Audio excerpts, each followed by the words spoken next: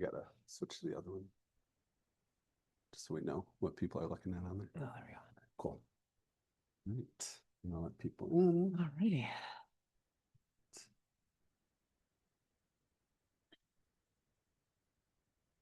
Let people in. Oh, the volume on that.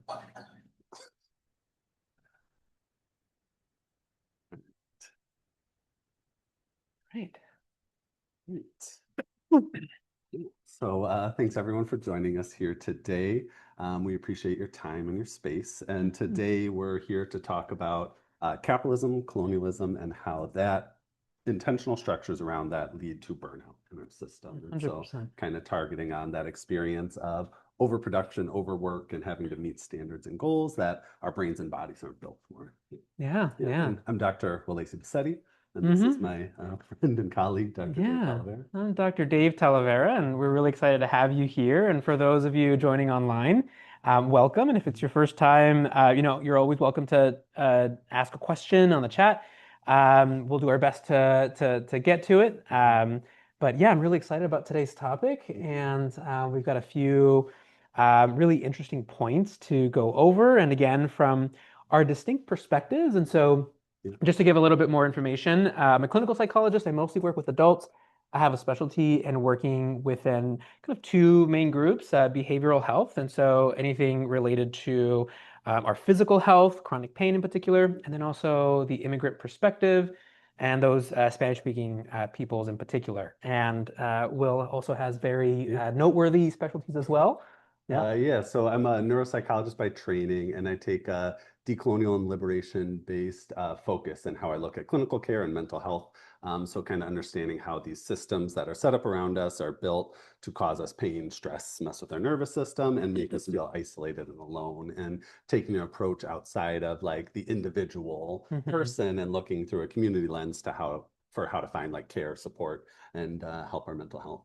Love it. Yeah, this is great. Yeah, we're really excited to talk about these topics. And if it's all right with you, Will, I just kind of want to launch in and get started. And so I had a question for you. And this is more of just a broader question about the topic. And this is more of a why question. You know, I don't see a lot of these types of conversations happen among other professionals. I'd say also a lot among other mental health professionals. I feel like the majority of psychologists don't ascribe to this framework. And so my question is, why are we talking about this? Like, why is this important to even just kind of broach?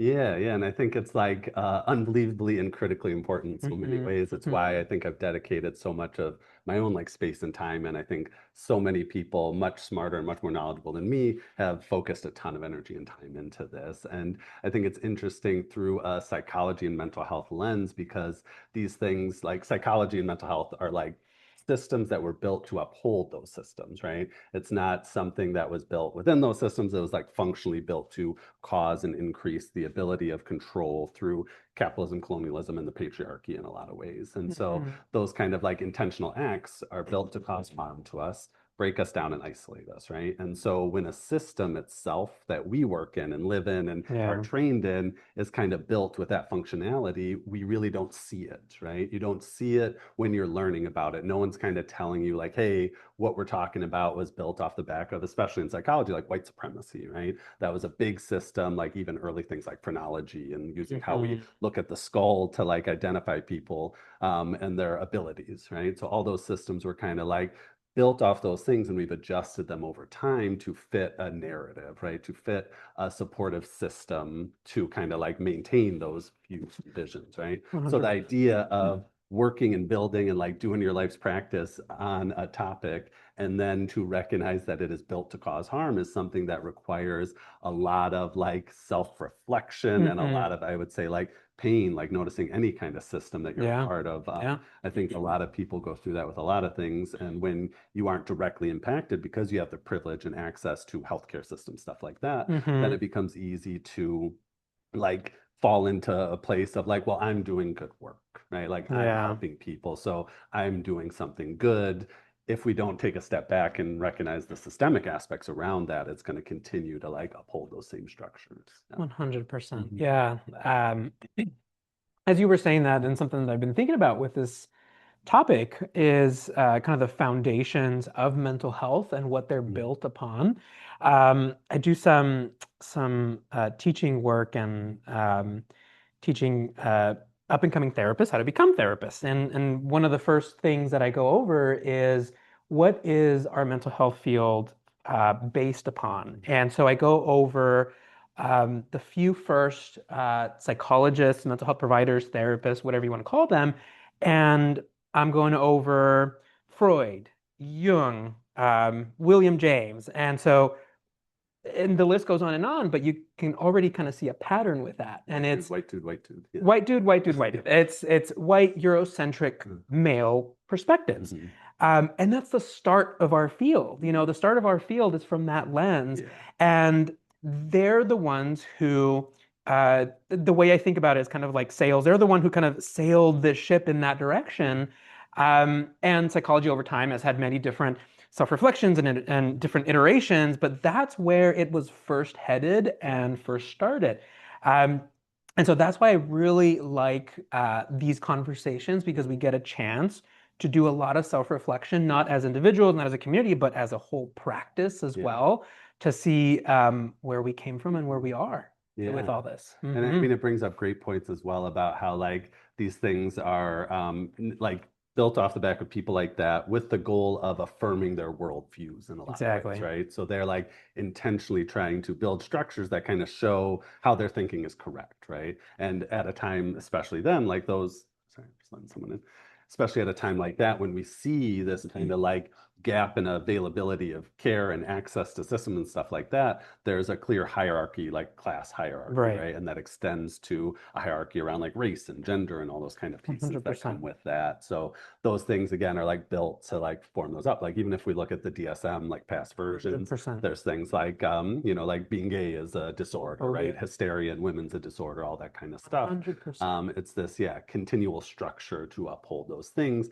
And then that leads into even like how we assess for things like intelligence and stuff like that is built in that same way of like, how do we identify a system that affirms this white Eurocentric view of intelligence and smartness and mental health and care and all that stuff. And that's like you said, that's the ship sailed on that because those were the structures in place. And even a lot of the stuff that they did that we may find meaningful now is stuff that was like picked and pulled from other cultures and then, like 100%. colonized, like we talk about. It's not just a colonization of like a space or a state or a physical land. It's a colonization of a culture, right? It's taking it and making it yours and Yeah. stealing it in that process. Yeah. There's an intertwine between all of those systems. Those systems, and when I say systems, when we say systems, we're thinking of colonialism, capitalism, the patriarchy. There's an intertwine between them. They don't work in isolation. They work in tandem. And one of the things I often said to my students was like, don't take my word for it. Like, look it up. Look up what Freud said about women, about different cultures, indigenous peoples. And that's where this practice started. And the intention here is not only to look back and bash, it's about what can we learn about where we've come from so that we can correct it as best as we can looking forward, while also noticing our own biases that we might not be aware of and do our best to correct for that going forward as well. And so, yeah, Yeah. wanted to comment on that piece. Yeah. No, I think it brings up a lot of good points. And I think the fact that we're in the space we are as like two like cis hetero males like sitting in Mm-hmm. this space talking about these things shows our access to privilege in that context of like 100%. yeah, like these things are like Gary built and ingrained and we both benefited from it in different ways. And Totally. that's allowed for us to now sit here and like say stuff against systems because there's much less risk associated with us talking about it. 100%. Yeah. And when you're up against so many systems, that's why it's so easy to fall into the process of burnout, to fall Yeah. into this process of like pushing against isolated systems and like feeling like it's up to you to do that. Yeah. And that's an easy way to kind of like lose your connection and feeling to your community, their family, the people around you all. Right, That, right. What you're saying there just really reminds me about one of and I think talking about the privileges that you've had, being aware of them is very important because I think that really helps to uncover some of those blind spots that you might have for yourself. And one of the ones that I've been thinking about for myself is, in the Latino culture, there's a lot of sexism, racism as well. And one of the few, or many of the privileges that I've been able to live through in my life, being Latino and also being white passing. I'm not dark skinned, I'm light skinned. And that's something that in our culture gets talked about often as a good thing. I can't tell you how many times I've heard from family members of, oh, your daughter's so light skinned. That's great. And there's a lot of correcting that I want to do. So I bring up this example because acknowledging those biases and that privilege is the first step to correcting for them and saying, well, actually, family member who I might not name, it doesn't matter what that, it's not a good thing that my daughter is light skinned. It's also not a bad thing. It's about recognizing the privileges inherent in that, right? Yeah. Because then we can start to have those dialogues with my family members and change their point of view about these things. Yeah. And I think that's Yeah. like deep ingrained like colonial structures, Right. right? Of like whiteness being the like goal, right? And that's Yeah. like what the Yeah. system's kind of set up for. And you think like it frames really the lens of like burnout in a really effective way of like all those things are things that you have to be aware of and push back against to access a culture. Everything you, a society, everything you are that's separate from that kind of like white, cis, male, hetero, Eurocentric thing is going to cause extra stress on your brain and your body because you have to Totally. do more work to access it. So that's more steps in that ladder to get to a point of being able to gain from a system built to, yeah, suppress and oppress those things. Yeah. Absolutely. Yeah. And so that's a little bit about privileges, colonialism, the patriarchy. And so I wanted to focus in a little bit on maybe capitalism and pick your brain a little bit about, I think you mentioned a little bit about self-worth or Mhm. something along those lines. So something that I've been seeing a lot of is how self-worth can be tied to productivity. Mhm. And so uh, where do you think this came from? Like this idea that like um, your value is tied to what you do, Mhm. like period. And that's the Yeah. belief often that's out there. Where do you think that comes from? Yeah, it's tied to like our output, right? Like from a very young age, we're taught that what we can produce and provide for others is where our value lies, rather than ourselves and our humanity. Because in a like capitalist system, that's where those things kind of are delineated, right? You're taught from a young age, you need to like work hard, you need to Hmm. like do all these things. You can like, especially in America, right? A lot of like, pull yourself up by your bootstraps and Yeah, you can have anything you want, right? Which doesn't account for any of the like systemic structures around us, but it leads to this feeling of like, if I'm not producing more, if I'm not working harder, if I'm not doing more than I am right now, I am failing in some way yeah, because you as a person doesn't matter. It's what you're able to output, what you're able to share in a capitalistic society is the thing that inherently decides your value in this system because everything here is about like money and exploitation and all those kind of things that we talk about with capitalism. So if you're producing at a certain amount, they're going to expect more production from there, right? Makes rest a really hard thing to access because you could always be doing more. There's yeah, never a point where we've like satisfied the like capitalistic monster. We always could be producing, we always could be doing more. And you should work until you're 65 and then you right. retire. And like that's your whole life is gone just like that. Yeah. 100%. Yeah. And it's something that I'm sure a lot of people can attest to and can relate to this idea that, well, we can always give more. We can always do a little bit more and we can always push ourselves, but that incremental push over time leads us to burnout, Yeah. right? That's what really causes us to feel overwhelmed and really at max with what we're doing day to day.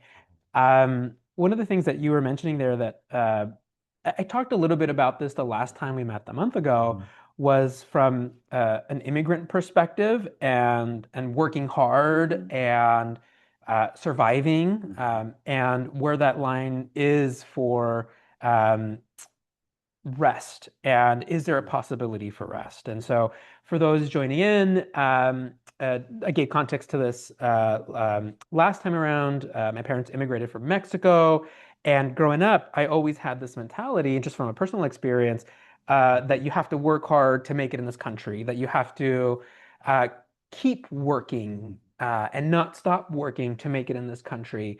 And that is something that I was brought up with, that there's no room for rest because rest means you're falling behind. Rest means you're not doing enough to keep up Yeah. with the Joneses or with someone else. And so rest gets categorized as this failure, as this bad thing. And so now as an adult and now having a daughter, I'm like, is that the message I want to give my own daughter of rest is bad? Um, what do you think about Yeah. something like that? Yeah. Yeah, and there's like two pathways to follow with Hmm. that. One is tied to like the act of like rest is resistance, and the other is tied to like in a society where the framing is that of like you should work hard, and if you work hard, you can have anything you want. What does that mean if you don't have everything you want, Right. right? It means you haven't worked hard enough, right? And then Yeah. what does it mean when someone has an infinite amount of resources and so much Hmm. money, access to stuff, Right. billionaires out there, all that kind of stuff? Right. It means that the framing that society has built for us is that those people worked hard because if you work hard, you get whatever you want, right? And that's not true when we look at it through this lens of like classism, capitalism, colonialism, patriarchy, all those kind of societal structures, because all those things are set up against you, right? So you're able to move only in that web that's allowed to you by society that's set by this kind of like overarching systemic piece. Yeah. 100%. And it comes back to this fallacy that the sad fallacy that if you just work hard enough, you will attain that dream, Mhm. you know? And I think that is the carrot that gets dangled upon a lot of people. And that frame of mind leads people to kind of work and operate in a hamster wheel where they're just kind of going Yeah. nonstop. And that leads to burnout Mhm. because not only is it physically exhausting, but from a psychological standpoint, that's like overwhelming cognitively to feel like I'm never reaching this point that I was promised and I'm working hard enough, but I'm not reaching Mhm. that goal or promise that I had in mind, right? And the thing that makes it so clear to me is when we're looking at this from a kind of sociological and psychological blend is so when people say, well, you just got to work hard enough to reach that billionaire status, trillionaire status is, so you're telling me that, you know, my aunt who's working that full-time job and then moonlights babysitting and is working on the weekends and is putting in 100-hour work day or work weeks is why isn't she a billionaire? Yeah. And that's because there are these systems out Mhm. there It's that not are about meant hard work. to Yeah. oppress. And Mhm. what that does psychologically is it leads people to feel frustrated, Mhm. and that it leads to this inner critic of I'm just not good enough, I'm not Mhm. doing enough type of thing. Yeah, and like it also leads to an experience of like people who don't have access to like the higher class domains and don't have those same level of resources. When you, especially like we live in a patriarchal society, when men go out and work and stuff like that, the framing is that they deserve those things, right? And so if they don't have it, something's wrong. And that's why we see such like large rates of like violence from men towards women because they're in this place where they're promised Hmm. everything if they work hard enough. They go to a job where they think they're working hard, and then they come home and they don't have, they're not billionaires, they're not trillionaires, all that kind of stuff. Hmm. And then that rage is the only kind of like emotional outlet that comes from that. And Yeah. so even like systems like that of like in all these different domains are going to lead to this increased like trauma and stress from that burnout of like releasing this anger that we don't know who to direct it at because we've been Hmm. told it is up to us if we're able to Hmm. do stuff. It's up to us if we're able to have money, have resources, have a great job. That's fully on you as a person. And that if you don't have it, that means you are failing, right? Right. And so those lenses kind of like transverse all those different things. I don't even know if transverse is the right word there, but it kind of goes across all those things. And so then we're stuck in this place of, yeah, like always feeling bad, always feeling like we're not hitting that point. And the 100%. framing is always that it's on us as a person because Hmm. we didn't do enough, we didn't produce enough. Yeah, and I think that touches on this idea of an individual centric frame of mind versus a kind of collective centric frame of mind. And I think there's a lot of cultural layers to that. I think in the US, there's a big emphasis and a big push on, pulling yourself up by your Yeah. bootstraps and doing things on your own. And And I think that there's some worth in that and putting in your best effort and doing the best that you can.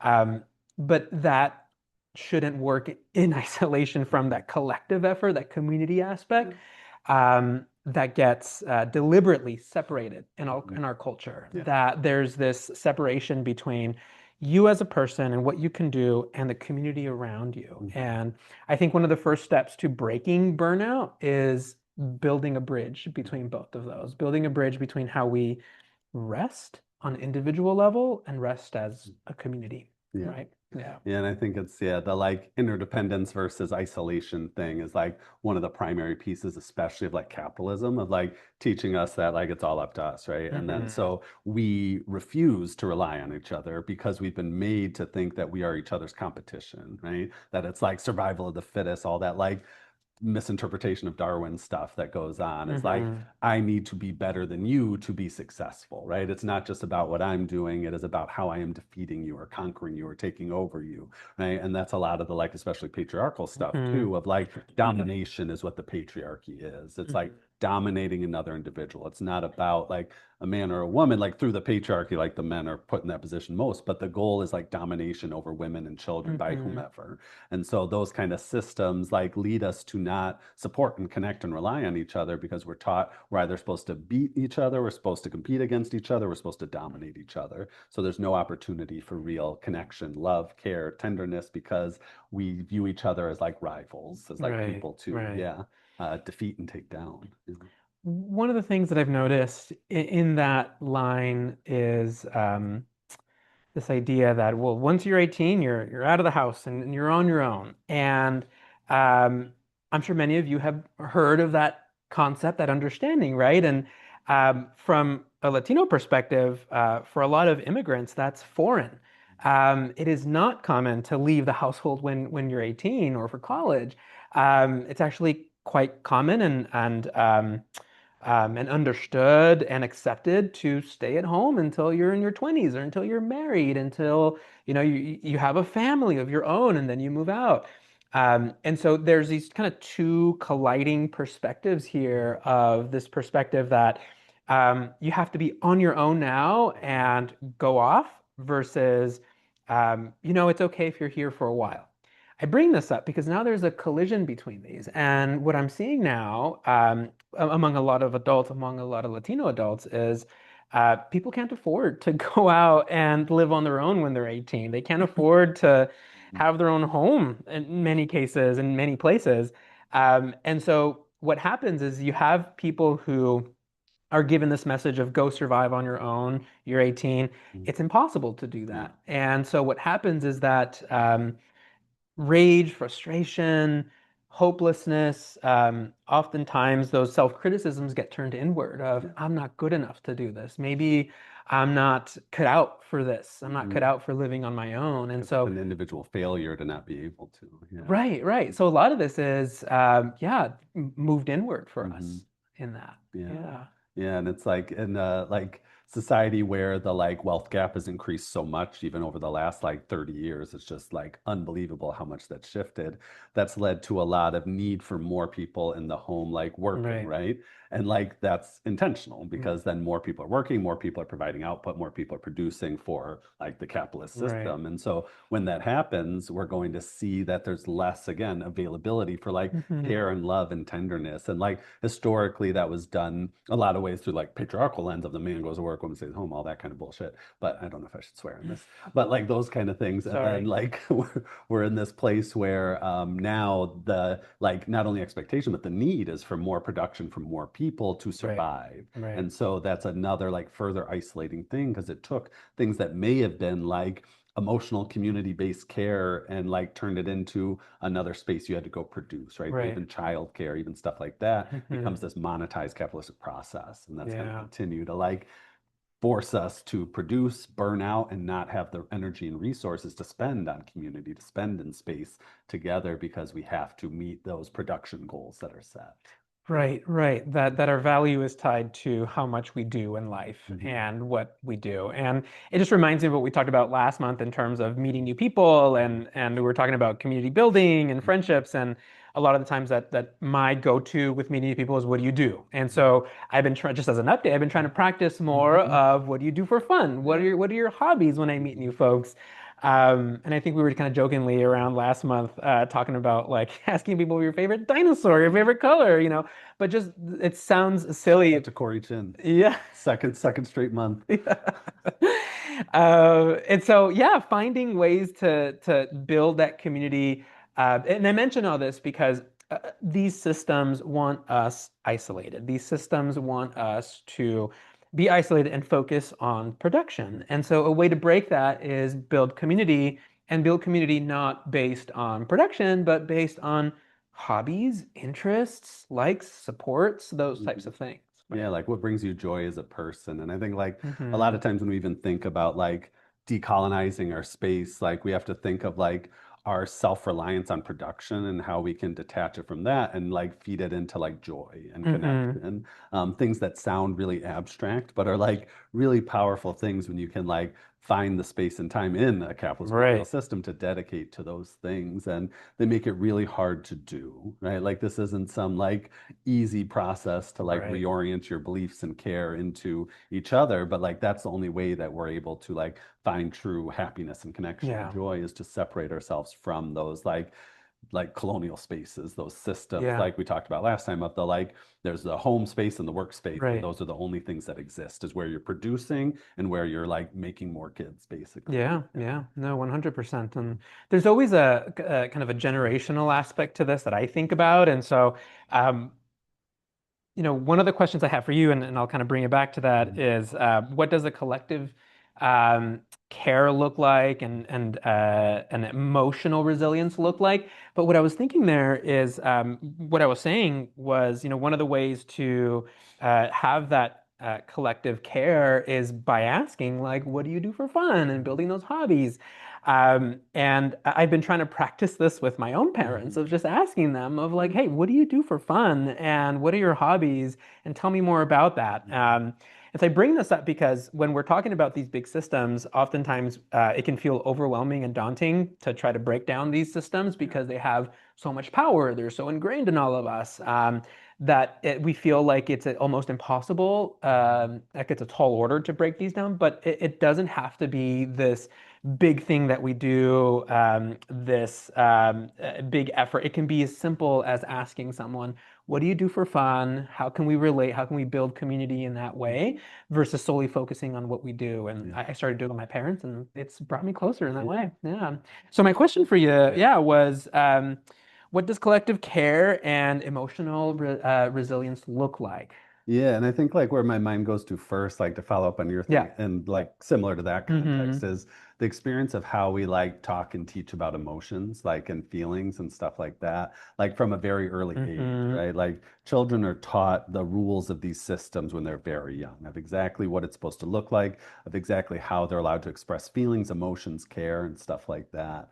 And especially through like the lens of like the patriarchy in those systems, Hmm. like about what emotions are for and who's allowed to share them and share them. Right. And we don't model that enough as adults of that like sharing of emotional Yeah. vulnerability. It's something that we're taught to like keep in because if we're emotional, if we're talking about those things or connecting or feeling sad, we're producing less. Or Right. those are things we're taught to be resilient through, right? All this Right. like focus in the culture around like resilience and like even tied into things like hustle culture, stuff like Right. that is like this focus on like producing, and never 100%. feeling, never connecting with ourselves or the people around us. And that's going Yeah. to lead to obviously a lot of like pain and stress. And like it starts when we're so young of like Yeah. what is allowed to be an emotional expression. And like a lot of times I think we have this framing, and this is why it's really hard, is because like parents think that they can set that table for their kids entirely, right? Hmm. And a lot of times, like especially now, there's a lot more, I would say, like parents trying to offer more like emotional vulnerability for like boys and stuff like that in their early development.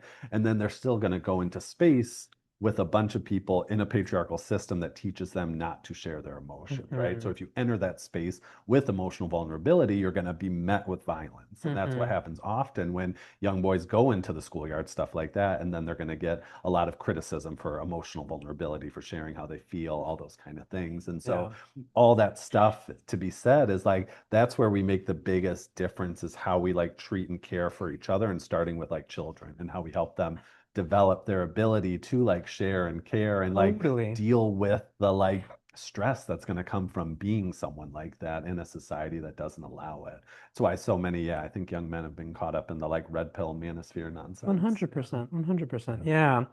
Yeah. There's a couple points there that I want to bring up, and again, I think there's a lot of uh, the way I think about his perspective here Mhm. with my lens as a psychologist, but also as a parent and thinking about these things, and we'll talk more about that in the future as well. But what you're talking about there just rings so true to me and my experience.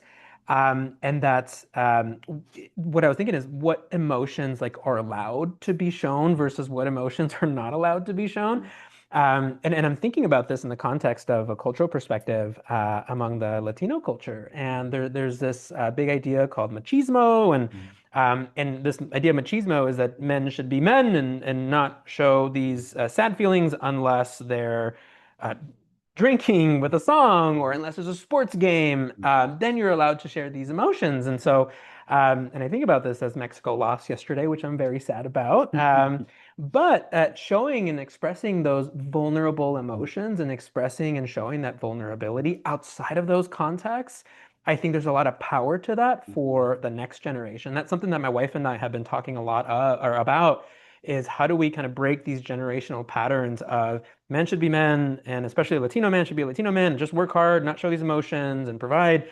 But also, I want to be a different parent, and that is showing these emotions and talking about burnout when I'm burnt out with my daughter and say, daddy's struggling right now and he's either feeling sad or, this is how daddy looks like when he's a little stressed versus not naming it and kind of pushing through or only showing the anger and the frustration when it Yeah. comes out, right? That's what I was Yeah. going to talk about. Is like Hmm. it's not that like emotions aren't allowed to be showed. It's only certain Right. ones are acceptable, right? So and like that feeds into like the harm and domination cycles in the patriarchy as well. Is like the acceptable expression of emotion often for like men is like anger and violence and Hmm. stuff like that. Hmm. So that's why like when those things happen, they're so like unsupported and it's like a further like isolating system of like harm and violence towards women in particular and gender diverse people like at even higher rates. Those systems are in place to like protect those things Right. and like again lean into like this is the way that emotions can be expressed. And then when that isolates you, then you're just going to kind of keep going until you pop, right? You're just going to Right. keep holding it in and then getting dysregulated. And that's Hmm. obviously something that even the act of withholding your emotions, if you are like cis white hetero male in a lot of ways, is an act of violence in of itself Yeah. because you're Yeah. like increasing this framing that that's how you're supposed to do things. And it's something that I think about often as someone like I'm a bigger guy and like I take up a lot of space physically. And so I'm like constantly aware of those things. And it makes me feel like a lot to like to even just be taking up too much space when I Hmm. think about the fact of like the like harm that I cause just by like being a person in Right. space and taking up space like this. So Mm-hmm. I think like those are the kind of like reflections that I think are really like shitty to have Hmm. like about yourself. And I think those are the only ways to actually like get to meaningful change is if we're Hmm. not like letting it sit as this like internal experience. Right. Because I think when I say stuff like that, a lot of like men feel like not me is kind of the experience around it. Hmm. And that's going Hmm. to kind of like further like silo that experience. And I think it's, yeah. Yeah, no, I think that's so profound, and thanks for sharing that as well. Mhm.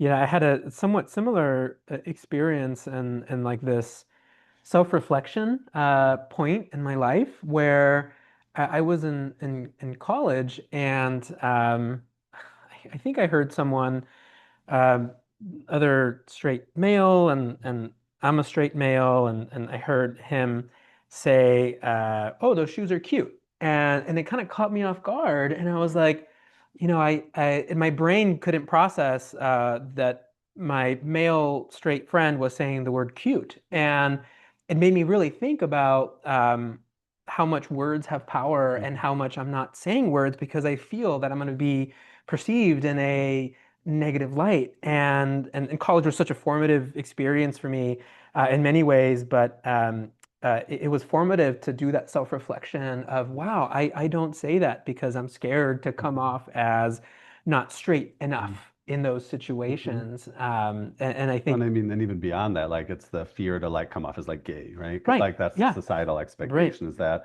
if you aren't meeting this like isolated like BS form of like manliness, then that yeah, means you're gay, and like gay is bad in a like right, patriarchal society, right? right. Another system to isolate and separate us from our feelings is tying feelings strictly to this experience that's viewed in a direct negative light because of homophobic systems and like America in particular, or feminine. And like again, through the like Right. patriarchal construct of like femininity is bad and negative. And Exactly. yeah.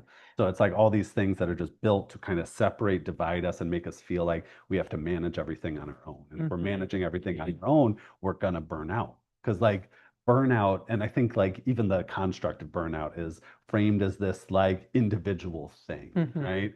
But burnout is like a functional goal of the systems we're in, right? They're Hmm. built to burn us out because if we're not burnt out, if we're spending time together, if we're spending time connecting, we're going to notice those patterns. We're going to Hmm. recognize how we're being pushed into these places. So we have to be burnt out. We have to Yeah. be burnt out to hold value in this society. And so, like, the intentionality of that is the stuff that's like really gets me. And like, it's one of those Yeah. things that, like, a lot of times people talk about once you see it, you can't unsee it. And it's just this unbelievably like pressing thing on the brain all the time 100%. is that burnout experience. Yeah. Yeah. And I like what you're saying there in terms of the purpose of the burnout. And I think that doesn't get talked about often because I think we just think about this burnout as a byproduct. Oh, it's just like Mhm. when it rains, or, that just happens, And type like of there's thing. like glory in the burnout, right? Like that's the Right. like hustle culture Right. stuff, right? If you're not going to bed cook, then you didn't do enough, right? Exactly. So then the fact that you are like burnt out is like Hmm. glorified on a societal level, Yeah. which is like so wild when you think about it, that like Totally. being so disconnected and so detached from your body and your emotional experience that you like can't do it anymore Yeah. is like celebrated. Yeah. Yeah. I was thinking about two things there, and I want to continue that train, but a thought. But before that, I want to go back to breaking down those patriarchal confines that I think are really pushed, and that's using the word cute. And I think your shoes are cute. Well, Well, thank you. yeah, Yeah. yeah, I These think are they're really cute nice. shoes. Yeah, Joe Freshgood. nice. These shoes. Love These are it. the yeah blue prom Joe Freshgoods. Love New it. Balance. He brought Love New it. Balance back. Yeah, Oh, wow. unrelated to any of this, but also like very capitalistic. But I Yeah, love Joe Freshgood. I have so many of his love it. shoes. Thank Love you. it. Love Your it. shoes are also cute. You paused on that a little bit. I think you were thinking I about. wanted to. That was just yeah, Yeah. emotional vulnerability expression, not That's worth necessarily a more. belief. That's Yeah. worth, well, that hurt now.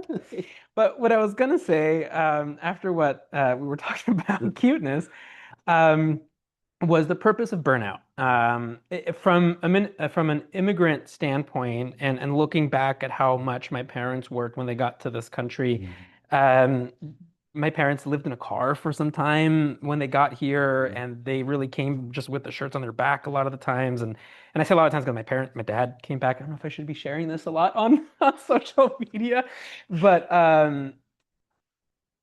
one of the things that I was thinking about with that experience, looking back, is the purpose of that burnout. And um, there was behind that burnout a lot of exploitation of immigrants, a lot of exploitation of working long hours, and doing the job that not a lot of people want to do for a little money.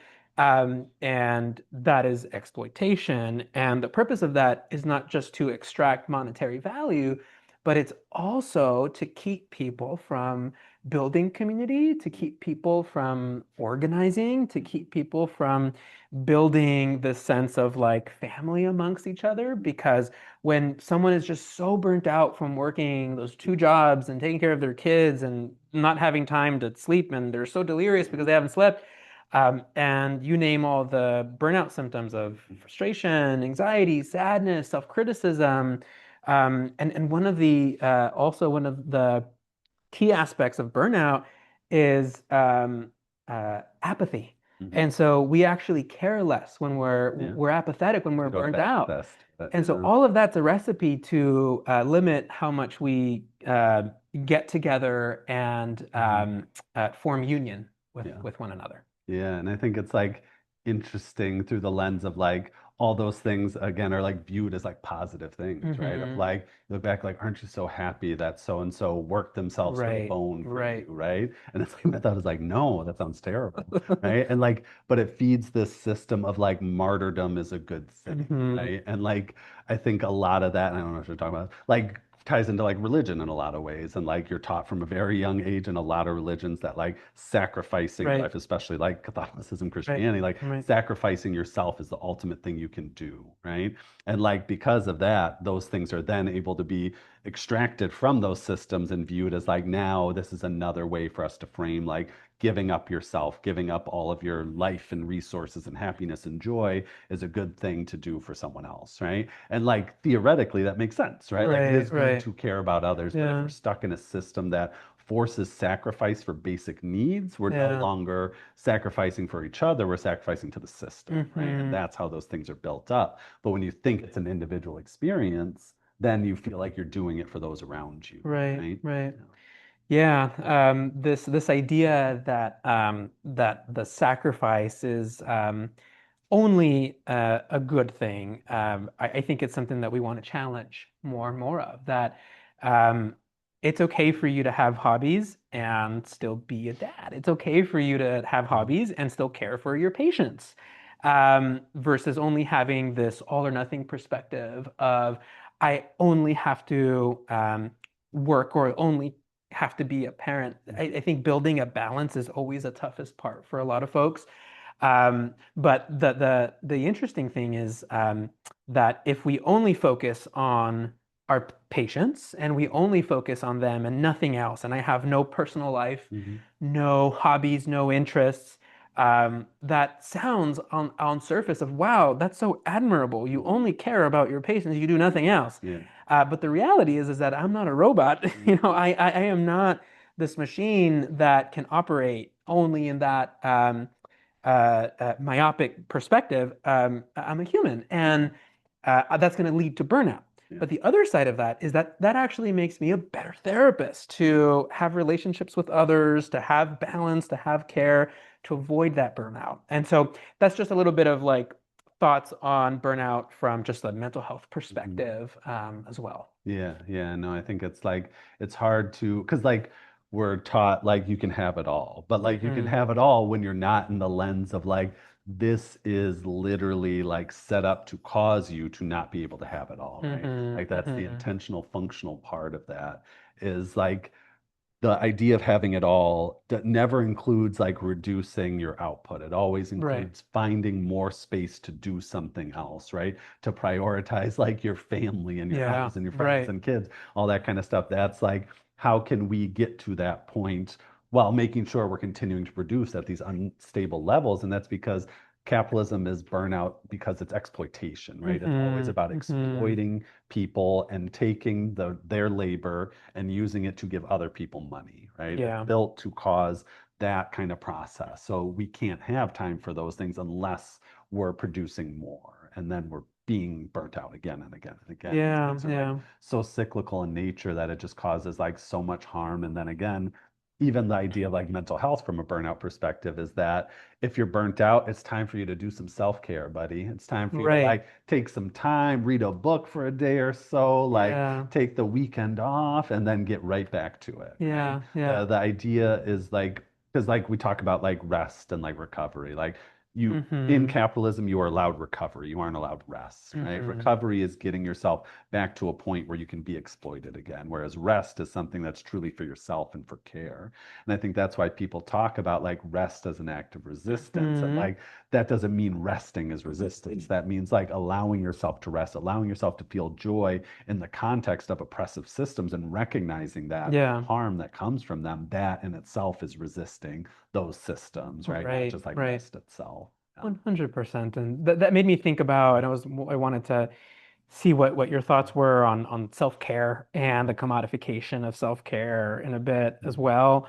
But one of the things that I'm thinking of in line with self-care, and I'm also aware of time, and I think there's also a lot of value in talking about self-care here towards the end about what can we do about it? What can we do about this burnout when it's there, now that we understand it a little bit more about it being a byproduct, where it comes from, what influences it.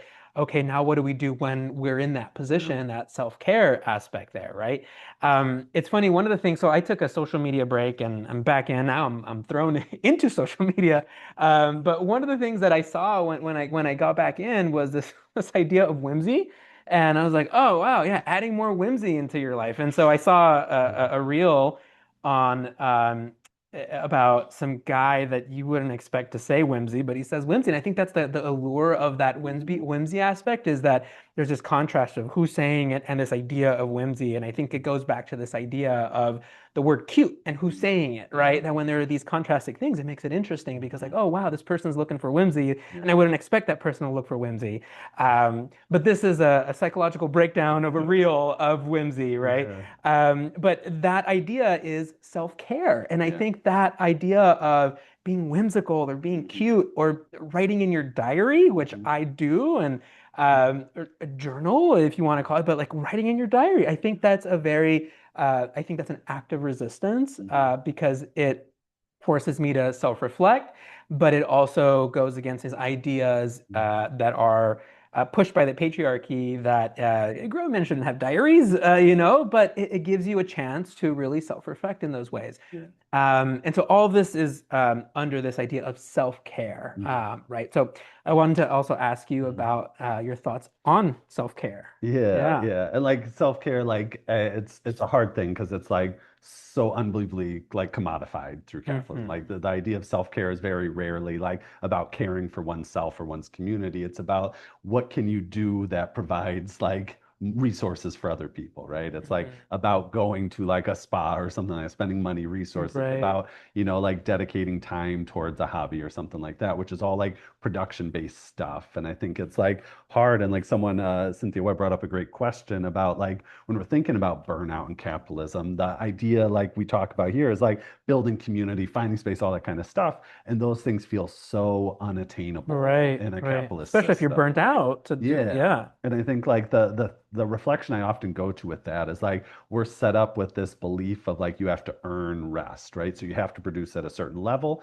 And like a lot of times that's not truly the case, right? We're The stuck in this reward. kind of cycle. We have to remove ourselves from Hmm. the capitalist system and we have to build these webs of community and replace those things, Yeah. which are almost impossible to do in so many spaces, especially if you are, like in a space where you have significantly less access to resource or significantly more like privileged system set up against you to oppress you. It's going to be harder and harder to access Right, those right. things, which is why I think it's so important to be intentional when you have privilege and access to build space, to build areas where people can access and obtain things that aren't based on production, that aren't based on commodification. Like everyone who like has talked to me about this thing is like, my dream is that this is not like me and you talking, right? This is my dream is that this is like a collaborative space where we're all part of like a community together, and not so much like, expert versus, like Totally. person. And like, I want to like break down those things, but building up those continued systems and allowing ourselves to make space where we have access is how we counteract those systemic things, right?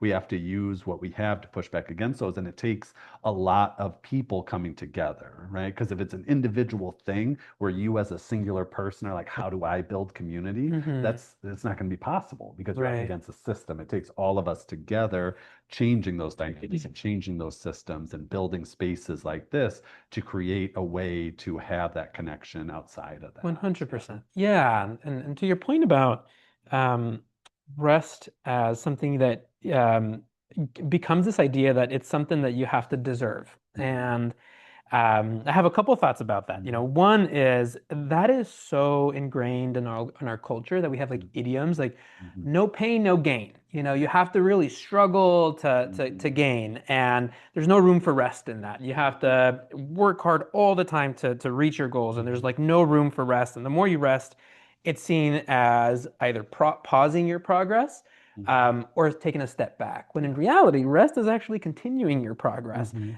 And that is something that I talk about a lot or talk a lot with my patients with chronic pain.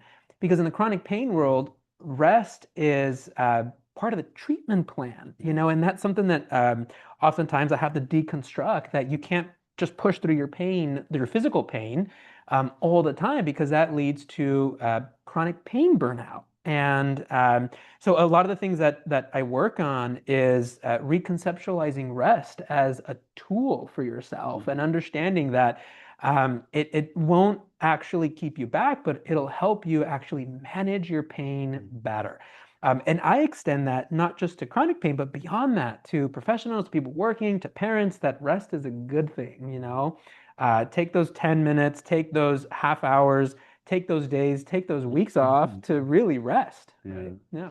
Yeah, and I think like even like talking about it's hard to like see that like experience of like I'm like taking 30 minutes and now I can get back to dealing Right. with my pain again, right? It's Yeah. like because like even that lens, right? Like in the therapeutic space is so individual in so many ways and like that's because it's built intentionally that way. And Hmm. so what happens is like we go into the space again with the idea of like I have to go rest, right? I have to Hmm. change this. I have to do this. I have to dedicate more time to feeling okay, right? Which like in of itself like goes against the goal of rest in some ways, where we're trying to find a way to within a system experience something that the system doesn't allow. Yeah. And like that's not necessarily possible or Yeah. functional, right? It's like this experience of like we have to like be more creative in our way of thinking about like society and community and connection, Totally. be outside the idea of like Yeah. you as an individual go change this, this, and this, Right. and then you'll be good. You as an individual can kind of like make sure people know this, this, and this, and then things will be better, right? Because it's like so beyond that, right? We have to Totally. like really get out of the space of like, what can I do? And it's more of like, how can we push things forward Together, together? yeah. It's funny what you were just saying about productivity. It made me think about well, I was off social media, but I just went to YouTube, and so I don't know how helpful that was. But on YouTube, you'll see so many videos on how to be productive, how to use this AI to be productive, how to be productive, 101, quick ways to be. It's always, there's so many videos out there on how to do more and so many hacks on how to do more. Right. I think we need more videos on how to do less and how to do nothing and do nothing maxing because I think that can just push against this idea that um, productivity is solely a good thing. That's the only good thing that we Mhm. have.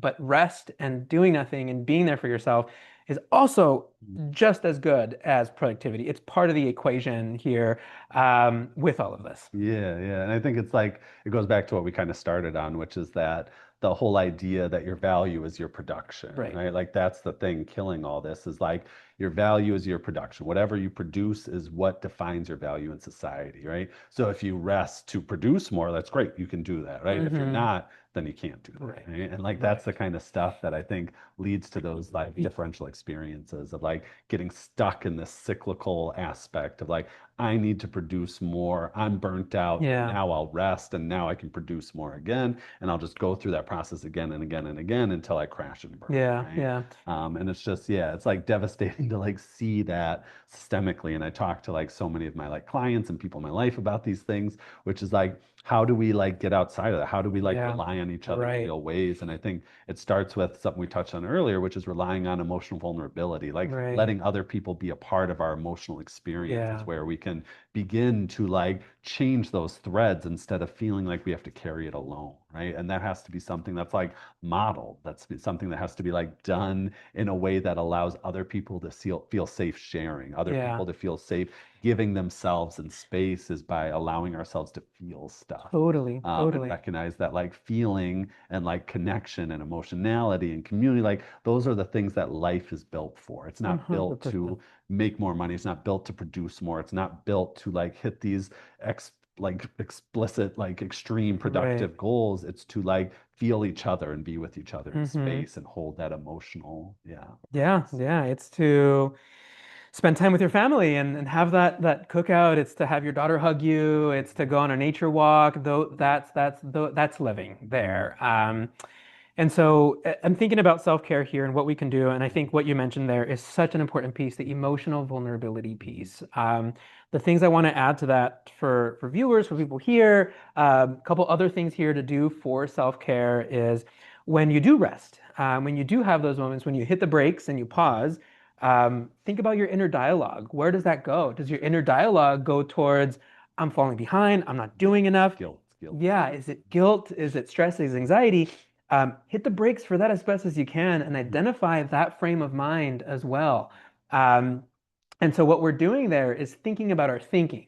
And when we do that, there's a ton of research out there showing that we can actually change our habits. And so when you're pausing and when you're resting, uh, not only focus, don't only focus on what you're doing or not doing, but also focus where your mind goes. Does that go towards a critical inner or inner critic pathway? Or does that go towards this idea of, rest is okay and hitting the brakes is good for me?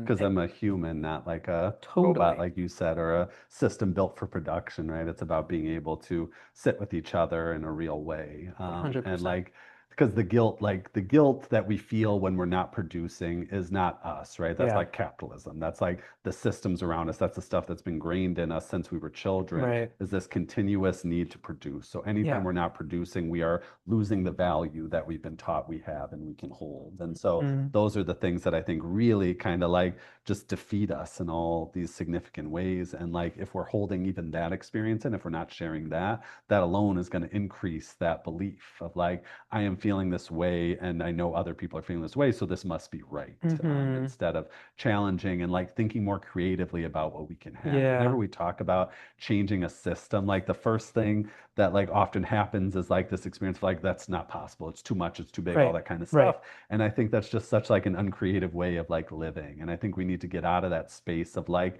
these things are the way that they are and recognize that they don't have to be. And we can think outside of the like systems that are set up for us.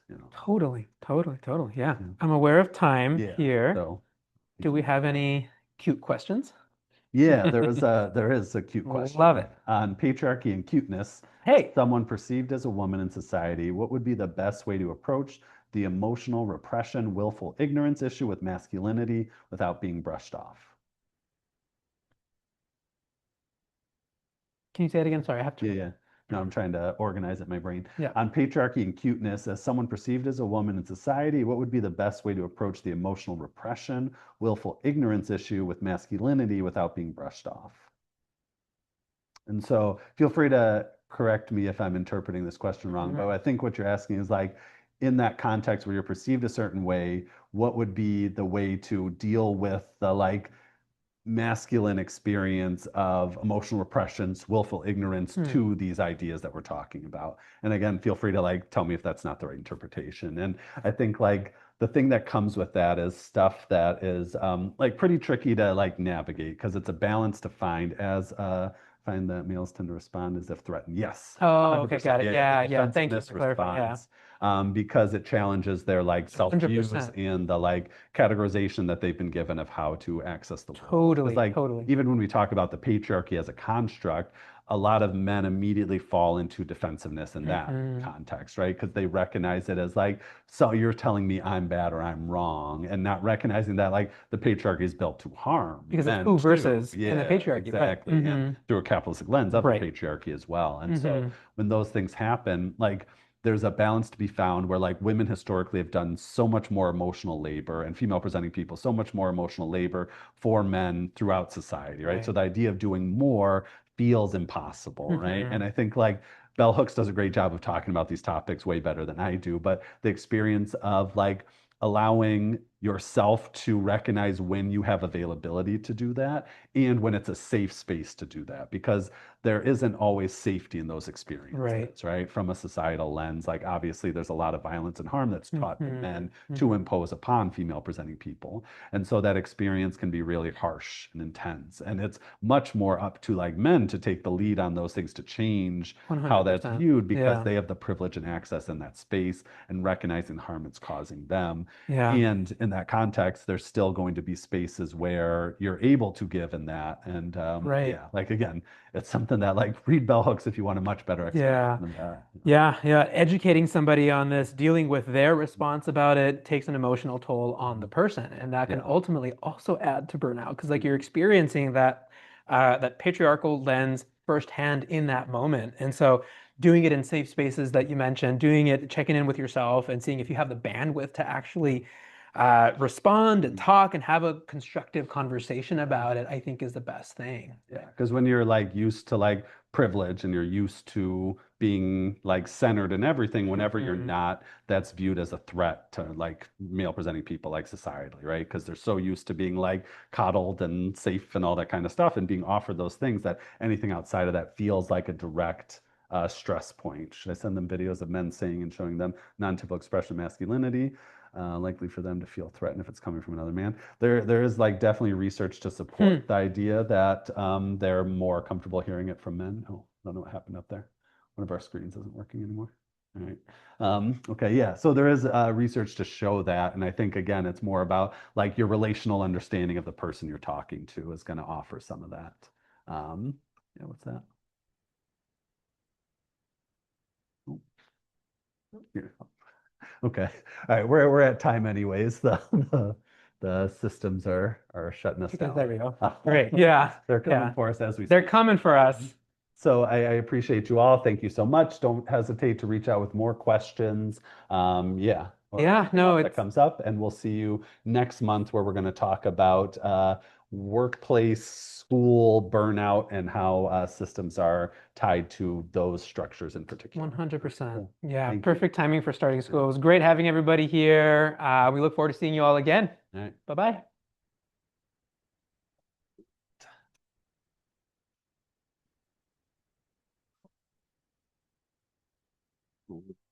Yeah, Yeah. great. Thanks. Yeah.